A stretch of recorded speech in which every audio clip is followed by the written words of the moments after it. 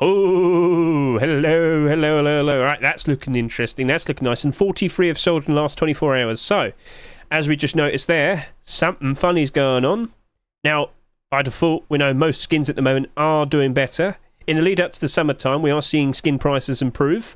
We are noticing that, well, with the likes of this skin here in particular, it's already matched up to its post-Christmas price. Now, post-Christmas wasn't exactly very good. Post-Christmas 2024 wasn't very good. It wasn't exactly the best.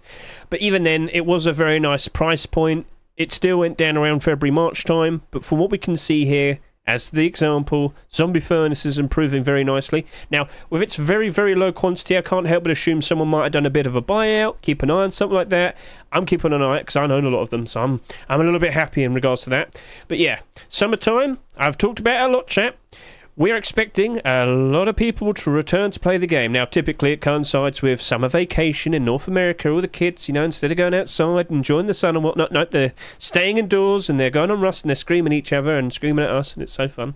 Anyway, yeah, but more people playing the game, more demand for skins, better skin prices. And we have been noticing across the board skin prices are improving. But, I should talk about this with the current Rust store. We're noticing a bit of a problem, and you might not instantly notice it. So just to give you some context, it's the 12th of April, and just yesterday we had the Rust rotation. We got all of these skins accepted, notable collection continuations, the Shadowborn collection, Blocky collection. We got Thundergold, Apocalypse Nomad, where every single weapon skin we see here has a pay-to-win aim sight. Cyber finished. We're kind of happy about that. So yes, that was fine for what it was.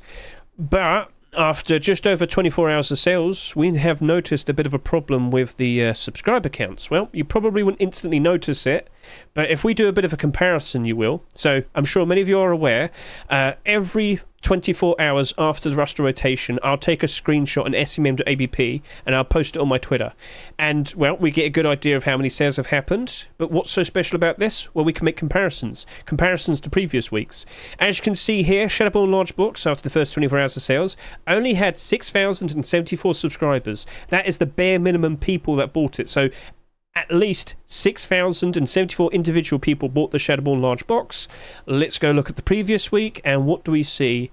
Shadowborn Sheepman Adore did 10,705. Do you understand the problem now? So if I go over to here real quickly, and you can pause the screen as well, just to get a good look at all the numbers, we are selling significantly less compared to the previous week's Rust stores. So as I quickly hop back over to here, you might notice it.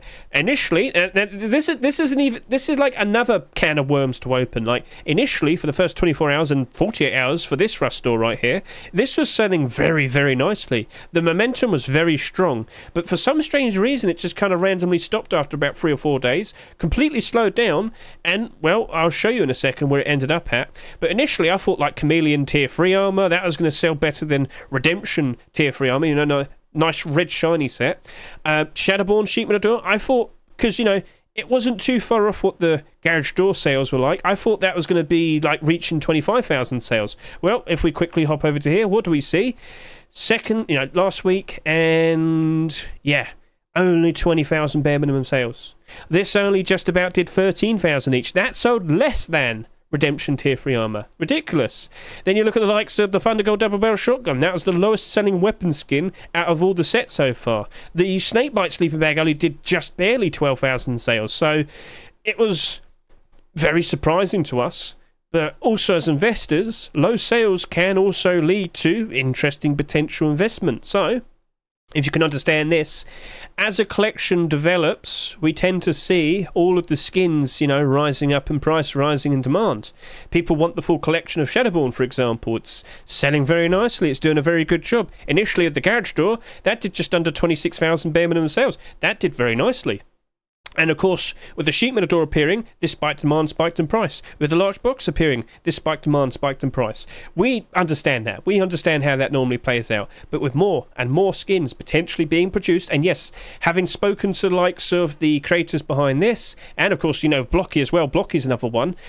They have insisted that they do plan to continue the sets, and they do plan to make more skins, and with their current progress, it looks like Face Punch is more than happy to keep accepting them. But what's suddenly causing this to happen? Why are we suddenly seeing such low sales? And again, I want to make one more comparison. I want to show you 2 weeks ago. That Shadowborn Garage Door had 11,500 subscribers. That had almost double the amount of what we have over here. Now, again, you know, if you look at all of these again real quickly, and then look at the sales all across here and whatnot, I mean, we also got to point out the skins that we saw here were selling at higher prices. But even then, they're still doing better compared to the sales that we're seeing over here. Now, one person did point this out, Hedge. If only Face Punch accepted skins that we actually wanted. Well, we can question that, and we can see it with, well, some help. So, micro522.com. Mr. Micro set up this website fairly recently, and we can actually see upvotes and downvotes for all the skins now. So, if I just click Workshop, and here we are.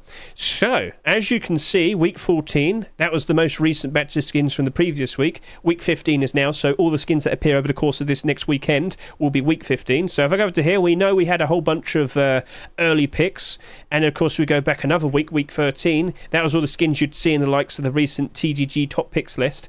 Well, what I want to do is I want to go do a bit of a check in looking at the upvotes compared to the downvotes. So if I do UD ratio, upvote to downvote ratio, you'll notice that quite a lot of the skins were in the upper half. Remember, there's like 100 skins submitted every single week. People did support these skins that were accepted. Now, if I only look at like upvotes, for example, because of course there's a lot of haters when skins get accepted, people just instantly start downvoting. Well, there you go. There was a lot of support. People liked them. People showed their support. If I go to the previous week, what do we see over here? Pretty much the exact same thing. People wanted these skins. It might not have been you, but there's still a lot more other people that wanted them. So for you to sit there and say, oh, people didn't want them. No, people did.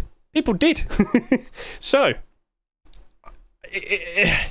it's awkward for what it is, all right? And again, if you look at how some of these skins ended up, in the, in the end, so Shadowborn, 26,000 sales, all these skins sold quite nicely. They're starting to suffer now, though. And again, maybe one of the reasons why is because over the course of these past 3 weeks, as we've seen certain continuations appear and whatnot, and people wanted them, some of these skins were selling for quite a high price. Maybe people just don't have enough money anymore. That very likely could be an answer. You know, trying to keep up to date and like grabbing all of these new skins for collections. Maybe people just don't have enough money. Another person pointed out, Hedge, I'm not really a fan of the sides on the Shadowborn large box, for example. The glow isn't that noticeable, and I kind of understand that. So like he's talking about here and here, the top's nice, you've got the bright yellows and whatnot, but you don't really notice it there. So maybe that has also contributed to that having significantly less sales compared to the likes of the previous Shadowborn iterations, which you can see all right there. So yeah, there's a lot to dispute.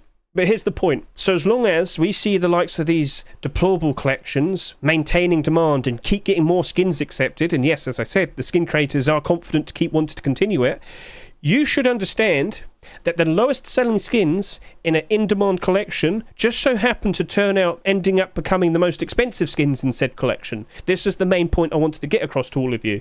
Keep an eye on some of these skins. For example, Shadowborn there, you've got Blocky here. Yeah, giggle at that. Blocky's now the third one for this deplorable collection. You've also got Thundergold over here, Thundergold Custom SMG. It's, it's debatable how often you even use a custom SMG. I get that, I understand that. But even then, with the success we've been seeing for Thundergold, that right there was a resubmission. It was literally submitted this past Sunday, right?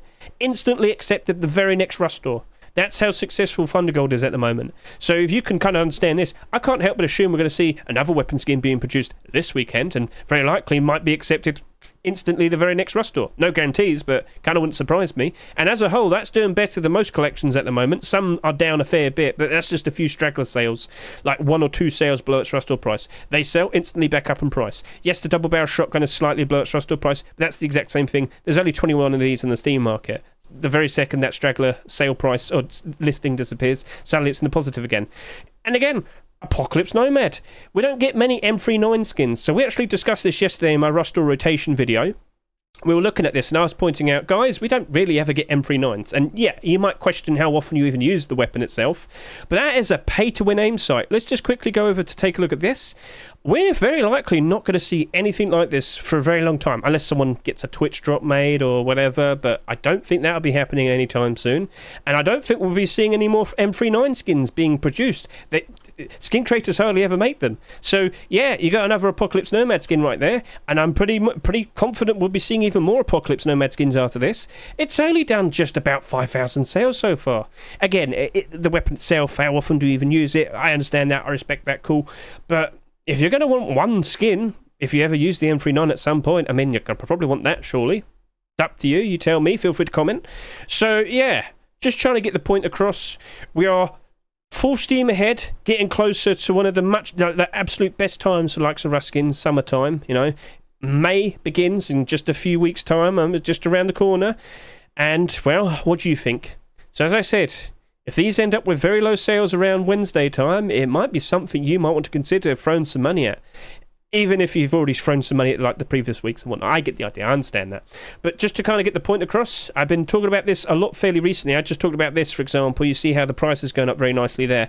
Most skins, most Rust skins in general at the moment, have been rising up in price ever so nicely. Many of them had a decent price around January time, dipped during the likes of February, March time, but they're starting to recover quite nicely around, well, now, April. And yeah, the Steam market is very bad at the moment. I fully acknowledge that. Look at this. It can't even load up the main front Rust store, Rust Steam page. But I do have some listings prepared. We did discuss this a little bit earlier. Have you been keeping an eye on the likes of Whiteout Collection? It's usually always on the front page of the Rust Steam market. And just this past January, it reached its all-time new high price. All right? Well, go take a look at it now, because it's actually matching up to it already. Look at that. So this is like a very generalized but perfect example of what you'd see with all your Rust skins over here. Many of them would have had a decent price around January time, gone down during February, March, as I said, but are now starting to rise back up again. But Whiteout just so happens to be reaching a new all-time high price. Skins across the board are in fact improving. Things are looking pretty sweet. And, well, you should also consider this. What else potentially might entice... Oh, look, that's actually at its new all-time high price right there. Face Mask has now achieved a new all-time high price of about $14. Cool. So, have you been keeping an eye on the commits? All right. There's another thing that could easily bring in a lot of people wanting to play the game, especially during the summer. And I'm pretty sure Facepunch are very well aware loads of people play during the summertime. There has been a long rumour that we're very likely going to be seeing a new biome being introduced to Rust. All right. I can't help but assume a lot of people would be very interested and wanted to jump in and play the game if we were to have that, you know, introduced at some point in the summertime. But what's also been noticed in the likes of the commits, and people have started discussing this fairly recently, is we're seeing potentially a brand new monument being produced, or rather, a remade one, yes. A long time ago, we had the likes of the Red Towns. Now, they didn't look very pretty, they weren't exactly, like, super flashy, but that was like one of the original monuments that we had. Well, that's getting completely remade and redone, grey boxed. So just to point this out, I don't think that's going to be ready for May time. It probably most likely will appear around maybe June time. They're currently referencing that they're grey boxing the levels out. If you don't know what grey boxing is, in terms of level design, that's what it would look like at the moment. They're just trying to figure out the layouts, where everything should be positioned first, and then when they feel confident that they're happy and satisfied with the architecture, I guess you could say, then they start adding the assets. Then they start adding all the textures and whatnot. So I don't think you're going to be seeing that around May time. Just kind of wanting to point that out. So yeah, loads of potential interesting things to keep people nice and happy in the summertime. We might potentially see the new biome. Who knows? As I said, new monuments. That'll get people curious. And with more people playing, we can expect skins only to improve even more so. Long double doors now, $5. That's pretty sweet. So yeah, look at these skins and make a consideration. If you feel confident we will see even more of these collections, maybe you might want to consider throwing some pennies over at them if you so wish. It's up to you. So yeah, again, smart thing to do is wait until Wednesday, see the total sales, then make a decision. Maybe you might want to wait until very last second on Thursday to then make a purchase or two. It's up to you. I'm out of breath. I'm done. But at the very least, keep an eye on the workshop for all the new potential skins that might be coming out. Or at the very least, look at Mr. Micro's website right here, Micro522. All you got to do is just click date submitted and you'll see all the newest submissions. There you go. You got a sheet metal double door right there. You got a Dragon Descent garage door there. You got a Nightmare... Oh, God, that looks scary. What the hell? What's that? Okay, well, it's not Halloween. They're all there. You just got to hover over it and you can see the previews. So, yeah, keep an eye out. I hope that was insightful. I hope you enjoyed the video. Thank you very much for watching. And, yeah, we'll see what happens next.